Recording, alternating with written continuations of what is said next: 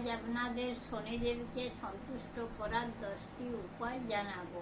শনিবার শনি মন্দিরে যান এবং পিপল গাছের নিচে সরিষার তেলের প্রদীপ জ্বালান। কালো তিল, কালো উড়দ ডাল ও সরিষার তেল নিবেদন করুন। ভক্তি ভরে শনি চালিসা এবং শনি স্তোত্র পাঠ করুন। শনি বীজ মন্ত্র জপ করুন, বিশেষ করে শনিবার। ভগবান শিব, বিষ্ণু ও গোপালের পূজা করুন। প্রতি মঙ্গলবার ও শনিবার হনুমানজির পূজা করুন। শনিবারে কালো পোশাক পরুন। দরিদ্র ও অভাবীদের দান করুন। পশু সেবা করুন, বিশেষ করে গরুকে খাবার দিন। দেবের মন্ত্র জপ করুন।